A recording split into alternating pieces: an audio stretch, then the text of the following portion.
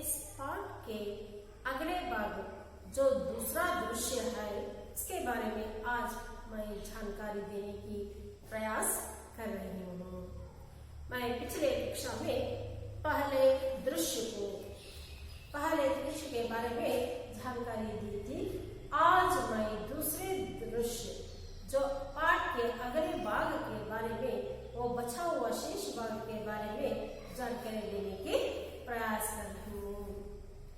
जो पिछले कक्षा में पुनरावलोकन में जो तो भी हुआ है उसके बारे में आज मैं उसके बारे में कुछ देखेंगे, इसके बारे में कुछ जानकारी प्राप्त करेंगे। जो पहला दृश्य के पहले भीम और राक्षस, इस पाठ का आशय क्या है? इस पाठ का आशय है जो भीम के द्वारा बकासुर का वध, इस एकांकी का मुख्य कथा सार है। और दानवता पर मानवता की जीत, दानवता पर मानवता की जीत और अच्छाई के सामने बुराई की हार, अच्छाई के सामने बुराई की हार, इस एकांकी का संदेश है और इस एकांकी का आशय भी है। अच्छाई के सामने बुराई की हार व मानवता की, दानवता पर मानवता की जीत। तो आगे गरीब ब्राह्मण परिवार की स्थिति। तो एकांकी प्रारंभ होते ही मंच पर ब्राह्मण का घर का दृश्य है। वो घर के आंगन के सामने आंगन में बैठकर सभी ब्राह्मण परिवार रो कर वो रोते रोते बातें कर रहे हैं।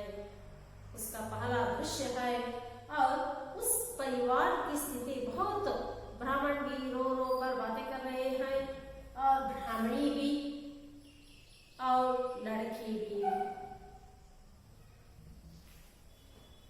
बकासुर के कारण एक चक्र नगर के लोगों में आतंक। वो बकासुर के कारण वो सभी ब्राह्मण परिवार में सभी रो रहे हैं। क्यों? क्योंकि एक चक्र नगरी की और रक्षा कौन कर रहे थे? बकासुर, राक्षस बकासुर कर रहे थे। वो बकासुर के कारण एक चक्र नगरी के लोगों में आतंक था। वो आतंक थे क्यों?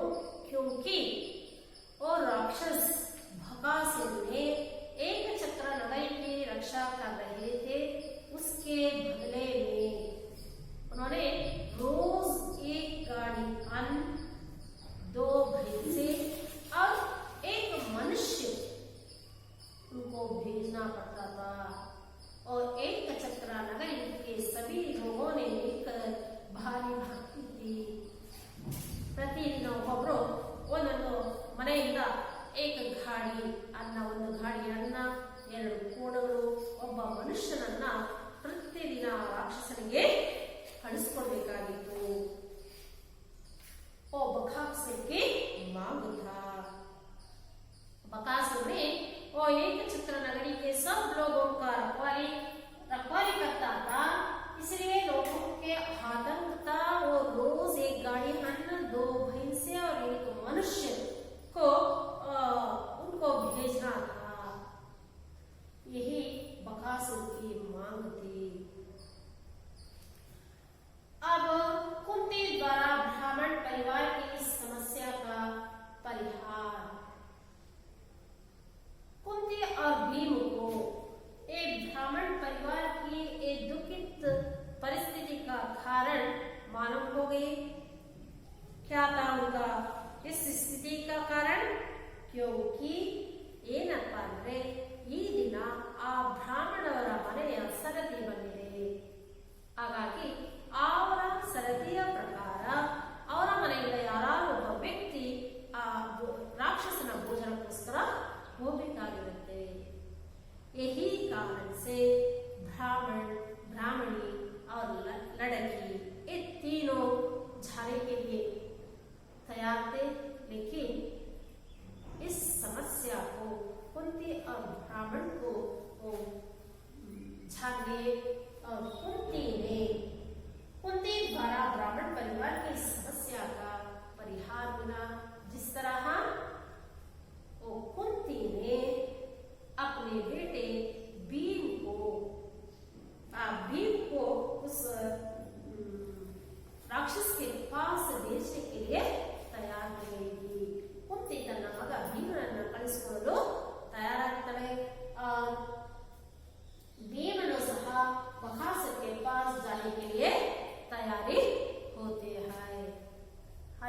ಈ ರೀತಿ पहला दृश्य में ಮೊದಲನೇ ದೃಶ್ಯದಲ್ಲಿ ಬ್ರಾಹ್ಮಣರ ಸಮಸ್ಯೆಯನ್ನ ನೋಡಿ ಆ ಏಕಚಕ್ರ ನಗರದ ದುಃಖಕ್ಕೆ ಕಾರಣವನ್ನ ತಿಳ್ಕೊಂಡು ಆ ಭೀಮನನ್ನ ಕಳಿಸಲು ಕುಂತಿ ಸಹ ತಯಾರಾಗ್ತಾಳೆ। ಭೀಮನು ಸಹ उस बकासुर की देखने की उठावले से ನೋಡುವ ಕುತೂಹಲದಿಂದ ಅವನು ಹೋಗಲಿಕ್ಕೆ तैयाराಗ್ತಾನೆ। तो पहले दृश्य में ये सब हम जान चुके हैं। तो बच्चों अब हम भीम और राक्षस इस एकांकी कर दूसरा दृश्य के बारे में आज हम जानकारी प्राप्त करेंगे। उस दूसरा दृश्य उसके देखने के पहले उसमें आने वाले नए शब्द के अर्थ के बारे में जानकारी प्राप्त करेंगे। शब्दार्थ फांकना, मुंह में डालना, बहकाना, धोखा देना, जवाब संभालना, बोलने में उचित अनुचित का विचार करना, साबूत, सब, शरारत, दुष्टता, तंग करना, परेशान करना, लाश, शव, हकलाना, रुक रुक कर बोलना। ಈ दूसरा ದೃಶ್ಯದಲ್ಲಿ ಬರುವಂತಹ ಹೊಸ ಶಬ್ದಗಳು ಮತ್ತು ಅವರ ಅರ್ಥಗಳ ಬಗ್ಗೆ ತಿಳ್ಕೊಂಡ್ವಿ। तो आगे इस एकांकी का दूसरा दृश्य उसका मंच, दूसरा दृश्य का मंच पर जंगल का दृश्य है। एकांकिಯ ಮೊದಲ ದೃಶ್ಯದಲ್ಲಿ ಆ ವೇದಿಕೆಯ ಮೇಲೆ, ಆ ನಾಟಕದ ವೇದಿಕೆಯ ಮೇಲೆ ಬ್ರಾಹ್ಮಣನ ಆ ಒಂದು ಬಡ ಬ್ರಾಹ್ಮಣನ ಮನೆಯ ಅಂಗಳದ ಒಂದು ಚಿತ್ರಣವಿತ್ತು। ಈ दूसरा ದೃಶ್ಯದಲ್ಲಿ, ಎರಡನೇ ದೃಶ್ಯದಲ್ಲಿ जंगल का दृश्य, वो ಕಾಡಿನ ಒಂದು ದೃಶ್ಯ। ಏಕೆಂದ್ರೆ वो बकासुर का घर है जंगल में, इसलिए वो मंच पर एक कौन सा दृश्य था? जंगल का दृश्य था। देखिए बच्चों, पुस्तक खोलिए। दूसरा दृश्य, मंच पर जंगल का दृश्य, बकासुर का मकान दिखाई देता है। दूसरा दृश्य में क्या है? मकान किसका? बकासुर का। पहला दृश्य में ब्राह्मण का मकान था, दूसरा दृश्य में बकासुर का मकान दिखाई देता है। किले जैसे उनका घर, मकान कैसा था? किले जैसे दೊಡ್ಡ ಕೋಟೆ ತರ ಇತ್ತು। पर्दा उठने पर भी मस्ती में इधर उधर घूमते दिखाई दे। जो पर्दा होता है भी मस्ती में भाड़ा मौजनिंದ इधर उधर घूमते दिखाई दे। ಆ ಕಡೆಯಿಂದ ಈ ಕಡೆಯಿಂದ, ಆ ಕಡೆಯಿಂದ ಈ ಕಡೆ घूमते उड़ानता काटता है। भी चिल्ला रहा है, जोरे दिखता है और बीच बीच में अन्न के मुट्ठे भर भर फांकता रहा है।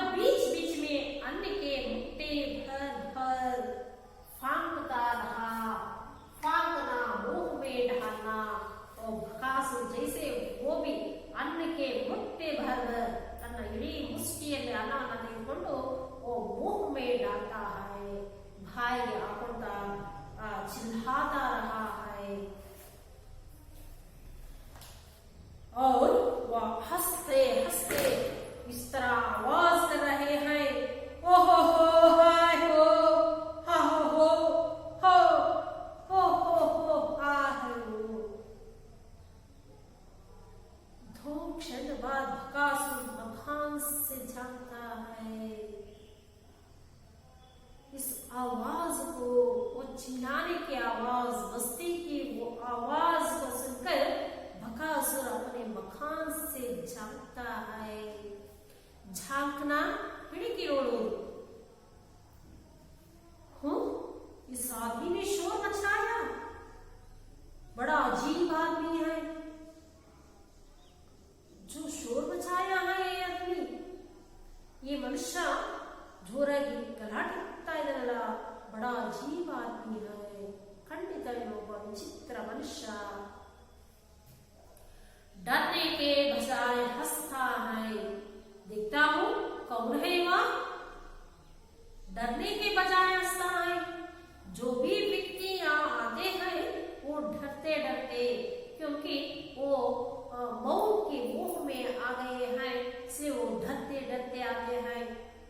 जो भी व्यक्ति आते तो ಯಾವುದೇ ಒಬ್ಬ ವ್ಯಕ್ತಿ ಬಂದರೂ ಸಹ ಆ ಸಾವಿನ ಬಾಯಿಗೆ ಬಂದಿರೋದ್ರಿಂದ ಅವರು ಬಹಳ ಎದುರ್ಕೊಂಡಿರ್ತಾರೆ।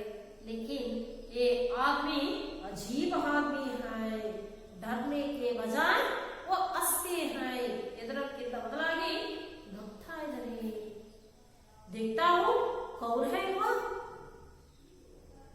ಯಾರೋ ನೋಡ್ತಿರ್ತಾನೆ ಅಂತೇಳಿ ಅವ್ರು ಬರ್ತಾರೆ।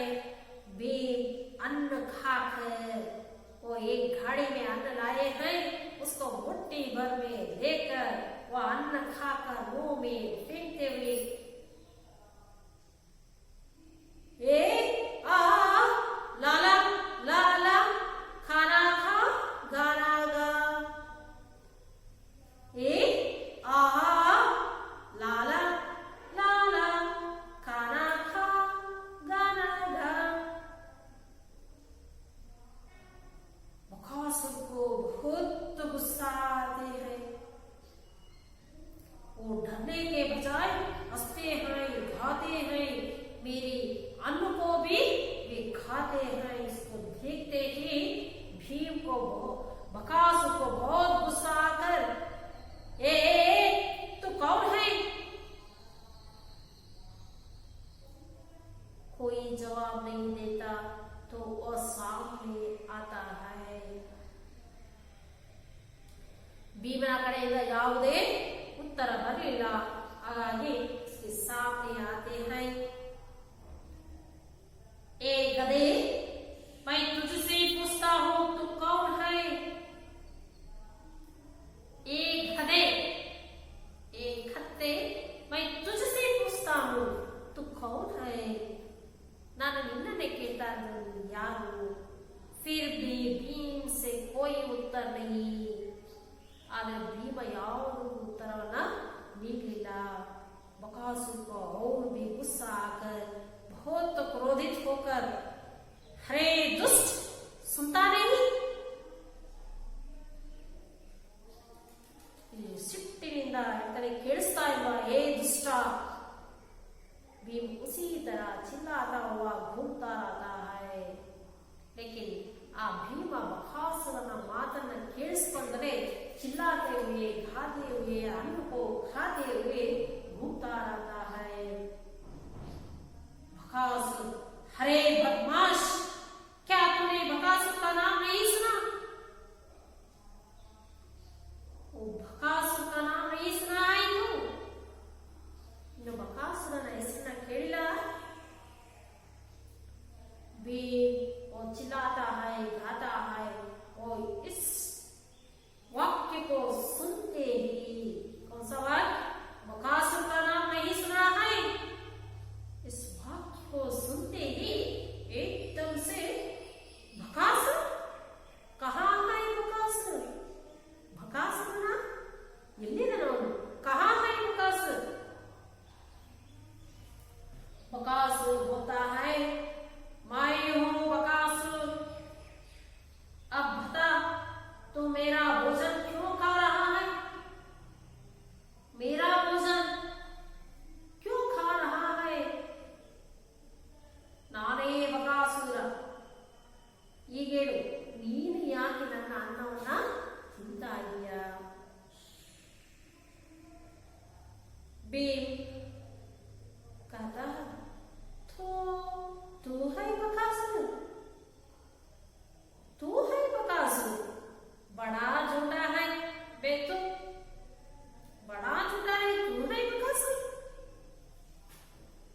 मुझे बहकाता है।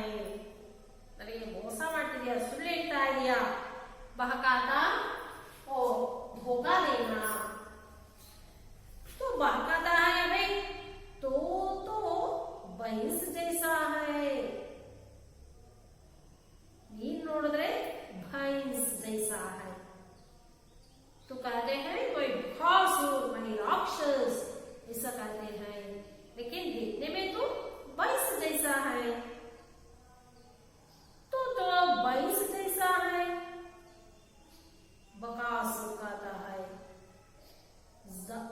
जबान संभाल कर बोल, जबान संभाल कर उचित और अनुचित का विचार करके बोलना। तो बकासुर से बातें कर रहा है, मेरे भैंस कहाँ है? ಸ್ವಲ್ಪ ಎಚ್ಚರದಿಂದ ಮಾತಾಡು। ನೀನು ಯಾರ ಜೊತೆ ಮಾತಾಡ್ತಿದ್ಯಾ? तू बकासुर के साथ बातें कर रहे हो। मेरी भैंस कहाँ है? मेरी भैंस कहाँ है? आज तो मेरी भैंस कहाँ है? भीम हंसते हुए उसी मस्ती से कहते हैं, ये तो तू ही है, एक भैंस तो तू ही है। और रोज बकासुर का एक गाड़ी हम 2 भैंस एक आदमी को देना था, इसलिए भैंस कहाँ है? बकासुर पूछता है। भीम ಹೇಳ್ತಾನೆ, एक तो तू ही है, ಒಂದು में ನೀನೆ, एक मुझे समझ ले, ಇನ್ನೊಂದು मुझे समझ ले। ಇನ್ನೊಂದು ಭೈಂಸ್ ನನ್ನನ್ನು ಅನ್ಕೋ, ಒಂದು ಭೈಂಸ್ ನೀನು, ಇನ್ನೊಂದು ನಾನು ಅನ್ಕೋ। वो हट्टहास से गाता है। बकासुर को और भी गुस्सा आकर क्रोधित होकर कहते हैं, हो दुष्ट, तो ऐसे नहीं मानेगा, मैं अभी तुझे पानी पिलाता हूँ। साबूत ना छबा गया तो बकासुर ना कहना। तो ओ दुष्टा, तो ऐसे नहीं मानोगे, ನೀನು ಹಾಗೆ ಕೇಳೋದಿಲ್ಲ, मैं पानी पिलाता हूँ। पानी पिलाना, ओ महारा है, पानी पिलाना, इस महारा का अर्थ है सबक सिखाना। पानी पिलाना, सबक सिखाना, ಬಾಣಲಿಗೆ ಸರಿಯಾಗಿ ಬುದ್ಧಿಯನ್ನ ಕಲಿಸ್ತೀನಿ। ಆ ಬಾಣಲ ನನ್ನ ಬಕಾಸುರನೇ ಅಲ್ಲ। भीम आने को क्या है? बकासुर कहता है, ನಾನು ಬಾ ಬಾ ಅಂತ ಕರೀತಾನೆ। ಅದಕ್ಕೆ ಭೀಮ ಹೇಳ್ತಾನೆ, ಆನೆ को क्या है? ಏನಿದೆ ಆನೆಗೆ? ले कुश्ती लड़ेगा, ಬಾ ನಾವಿಬ್ರು ಕುಸ್ತಿ ಮಾಡೋಣ। लड़,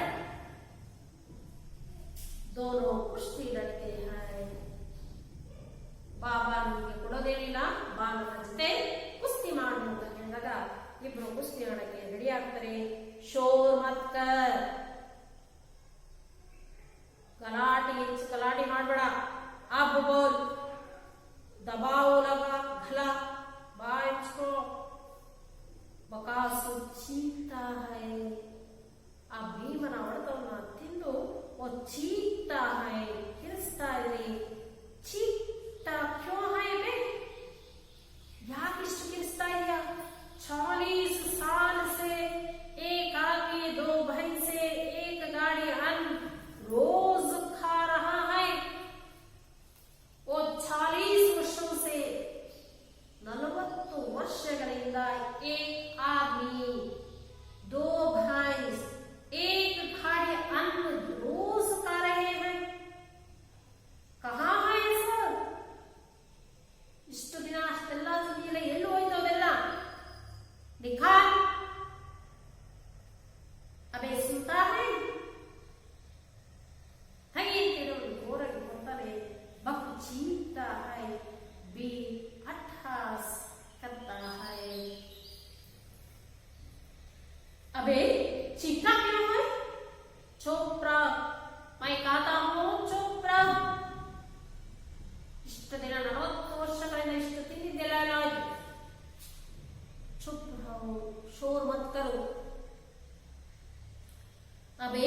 सुनता नहीं।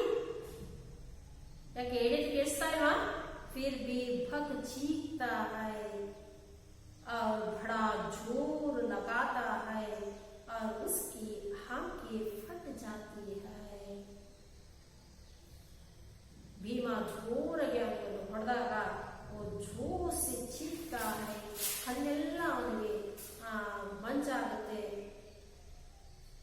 तोले जोर से धरती पर फटकता है, ಎತ್ತಿ ಅವನನ್ನು ಸತಿ ಭೂಮಿ ಮೇಲೆ ಹಾಕಿ ಬಿಡ್ತಾನೆ। अभी तेरे 2 टुकड़े किए देता हूँ, ನಿನ್ನನ್ನು 2 ತುಂಡುಗಳಾಗಿ ಮಾಡ್ತೀನಿ, तेरे ಜೋರಾಗಿ ತುಂಡುಗಳ ಮಾಡ್ತಾನೆ। चीर देता है, एक भयंकर चीख के साथ राक्षस मर जाता है। भीम अट्टहास करता है। भीम ने उस बकासुर को जोर से धरती पर फटकते हुए दो टुकड़े कर देते हैं। वो बकासुर चीखते हुए भयंकर चीख और अंतिम चीख को के साथ राक्षस मर जाता है। उसे देखकर भीम अट्टहास करता है। आहा, मर गया, चील की तरह मर गया। वो राक्षस ಹೇಗೆ ಸತ್ತ? चील की तरह ಒಳ್ಳೆ ಗಿರಿಮೇಲೆ ಯುದ್ಧದಲ್ಲಿ ಸತ್ತ। वाह बेटा वाह, और अपने आप को प्रशंसा कर रहे हैं भीम ने। उसी समय बड़े जोर का शोर उठता है।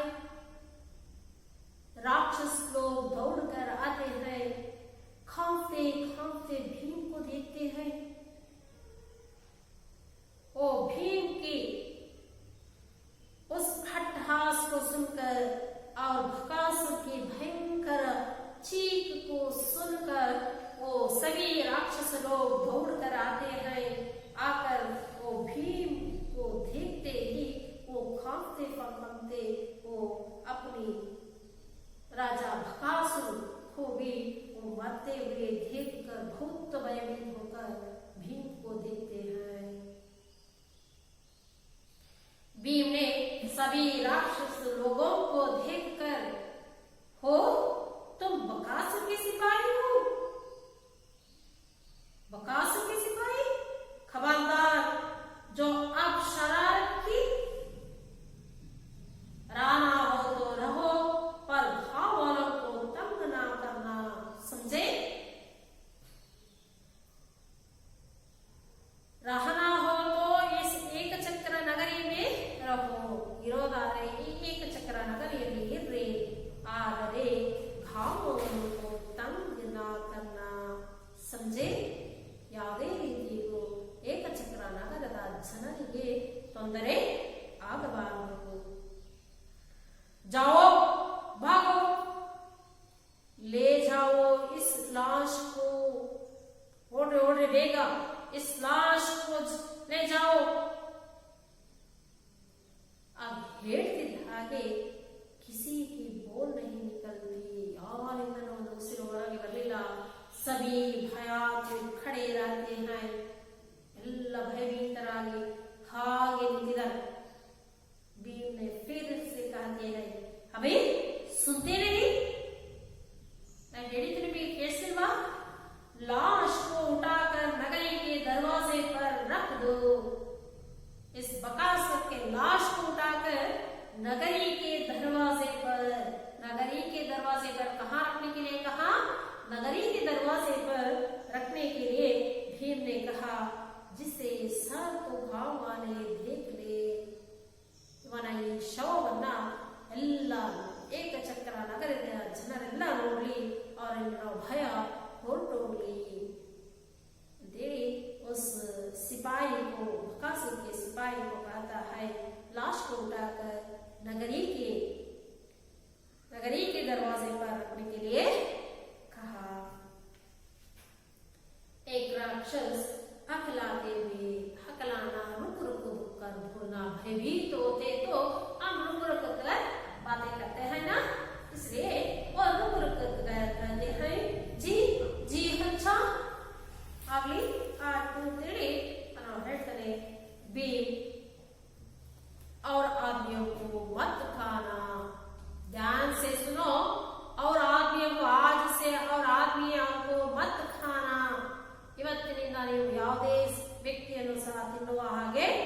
हिलना। सभी राक्षस जी जी नहीं। आगे आगे आगे मैं आदमियों को नहीं खाते हैं, ऐसा कहा। भीम कहते हैं चलो ले चलो उठाकर इस लाश को, बकासुर के लाश को उठाकर वो नगरी के दरवाजे पर ले चलो, ऐसा कहते हैं। और वे डरते डरते लाश उठाकर जाते हैं। वो कांपते कांपते डरते हुए वो लाश को उठाकर वो जाते हैं। भीम अन्न के फांके मारता हुआ उनके पीछे पीछे जाता है। जो घाड़ी में अन्न था और भीम ने अन्न के फांके मारता हुआ उनके पीछे पीछे जाता। बकासुर के सिपाहियों ने बकासुर के लाश को उठाकर नगरी के दरवाजे पर जाते हैं। उनके पीछे पीछे भीम ने अन्न के फांके मारते हुए उनके पीछे पीछे जाता है और पर्दा गिरता है। इस तरह दूसरा दृश्य में भीम ने बकासुर का वध किया, वह चल गया। इस तरह दूसरा दृश्य में भीम ने बकासुर के घर जाकर कहा है जंगल, और जंगल जाकर वो बकासुर के साथ उन्होंने लड़ गया और उसके बाद बकासुर का वध किया। इस तरह वो कुश्ती लड़कर बकासुर का वध करके एक चक्रा नगरी के लोगों में जो बकासुर का आतंक था उसको दूर किया। ಈ ರೀತಿ ಎರಡನೇ ದೃಶ್ಯದಲ್ಲಿ ಭೀಮನು ಆ ದಿನದ ಬ್ರಾಹ್ಮಣ ಮನೆಯ ಏನು ಸರತಿ ಇತ್ತು ಅದರ ಪ್ರಕಾರ एक घाड़ी अन्न एम्मेगळु एक आदमी के रूप में आ मनुष्यर रूपदल्लि भीमने होगिर्ताने। ಅವನಿಬ್ಬರ ನಡುವೆ ಘೋರವಾದ ಒಂದು ಕುಸ್ತಿ ನಡೆದು ಕೊನೆಗೆ भीमन ने बकासुर का वध किया। उस लाश को नगरी के दरवाजे पर रखा क्योंकि सभी लोगों के मन में वो बकासुर जैसा राक्षस मर गया, ऐसा समझाने के लिए उस लाश को दरवाजे पर रखने के लिए कहा। तो बच्चों ಈ ಎರಡನೇ ದೃಶ್ಯದಲ್ಲಿ ಬರುವಂತಹ ಕೆಲವು ಮುಖ್ಯಾಂಶಗಳ ಬಗ್ಗೆ ನಾವೀಗ ತಿಳ್ಕೊಳ್ಳೋಣ। तो बच्चों एकांकी के भीम और राक्षस, इस एकांकी के दूसरे दृश्य में आज का एक प्रमुख अंश। और अगले दिन में दूसरा दृश्य ಎರಡನೇ दिन मारने दिन वो ब्राह्मण की भारी थी बकासुर के पास जाने के लिए, इसलिए अगले दिन घाड़ी में भीम बैठकर खाल से बाहर जाकर बकासुर के पास चला गया। और जाते समय भीम ने घाड़ी में रखे हुए बकासुर के भोजन और अन्न को खाते हुए और जाते हैं। उसको देखकर बकासुर को बहुत गुस्सा आया और गुस्सा आकर बकासुर ने भीम के साथ कुश्ती लड़ने लगे। उसके बीच बकासुर और भीम दोनों के बीच में भयंकर युद्ध हुआ। आखिर भीम ने बकासुर का वध किया। भीम ने बकासुर के सिपाहियों को बकासुर के लाश को उठाकर एक चक्रा नगरी के दरवाजे पर रखने के लिए कहा है। और इस एकांकी का दूसरे दृश्य का प्रमुख अंश आगे देखेंगे। इस पाठ से संबंधित कुछ प्रश्नोत्तर और व्याकरणांश को अब हम देखेंगे। तो बच्चों राक्षस का नाम क्या था और इस पाठ में आने वाले भीम और राक्षस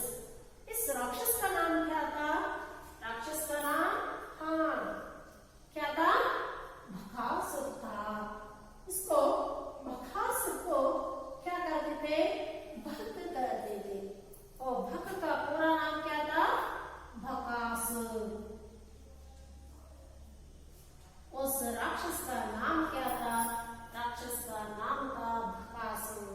राक्षस का नाम बकासुर था। अब दूसरा प्रश्न, भीम ने बकासुर की लाश को कहाँ रखने के लिए कहा? बकासुर के लाश को वो सिपाही से कहता है, उस लाश को कहाँ रखने के लिए कहता है? कहाँ?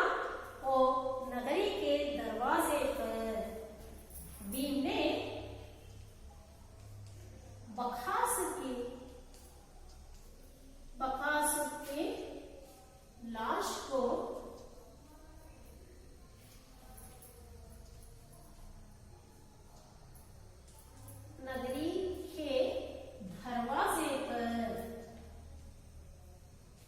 नगरी के दरवाजे पर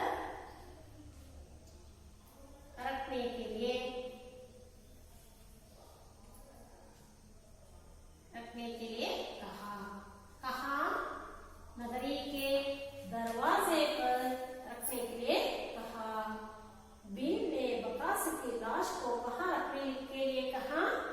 भीम ने बकासुर की लाश को नगरी के दरवाजे पर रखने के लिए कहा। और भीम कौन था? कुंती का पुत्र था।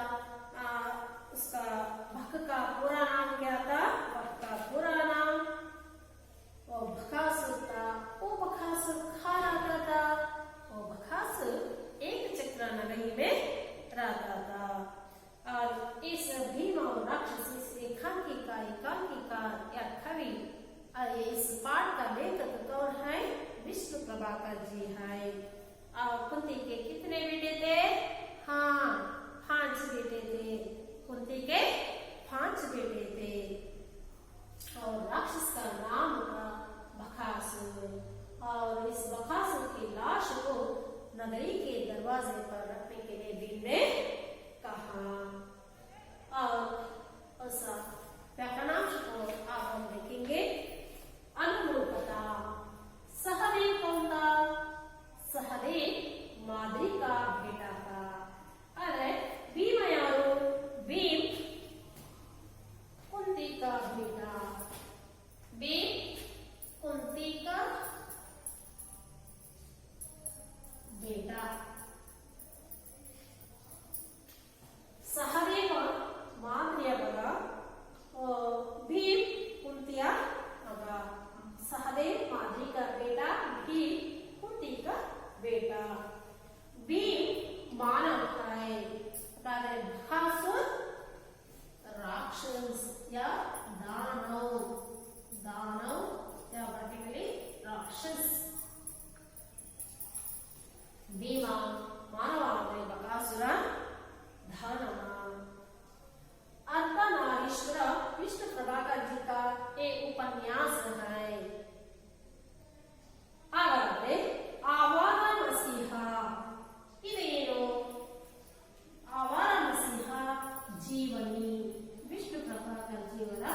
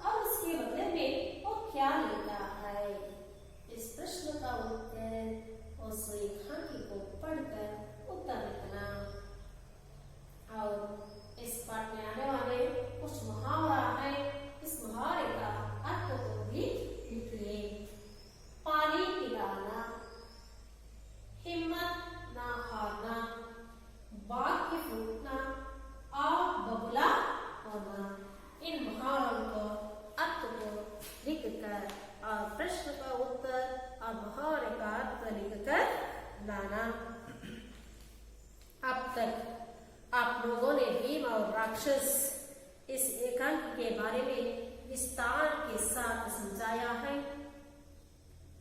इस एकांकी से हमें क्या सीख मिलता है? इस एकांकी नಮಗೆ ಏನನ್ನ ಕಲ್ತ್ವಿ? दानवता पर मानवता की जीत, ಒಂದು ಮನುಷ್ಯತ್ವದ ಮೇಲೆ ಒಂದು ರಾಕ್ಷಸತನದ ವಿರುದ್ಧ ಮನುಷ್ಯತ್ವದ ಒಂದು ಗೆಲುವು। और अच्छाई के सामने बुराई की हार। ಆ अच्छाई ಯಾವುದೇ ಸತ್ಯದ ಇರಲಿ ಖಂಡಿತ ಆ ಕೆಟ್ಟದಕ್ಕೆ ಸೋಲು ಹಾಗೆ ಆಗುತ್ತೆ। ಎಷ್ಟೇ ವರ್ಷಗಳು 40 साल तक उस बकासुर ने ಆ 40 ವರ್ಷಗಳವರೆಗೂ ಅವನು ಅಲ್ಲಿ ತನ್ನ ರಾಜ್ಯಭಾರವನ್ನು ಆಳಿ ಜನರನ್ನ ಅವನು ಪ್ರತಿದಿನ ತಿಂತಾ ಇದ್ರು ಸಹ ಅವನ ಅಂತ್ಯ वध हुआ। इस तरह अच्छाई के सामने बुराई की हार होती है। और बच्चों इस पाठ से हमें सीख मिलती है, ನಾವು ಯಾವಾಗಲೂ ಒಳ್ಳೆಯ ನಡತೆಯಲ್ಲಿ ಸಾಗಬೇಕು। सभी को मेरा नमस्कार।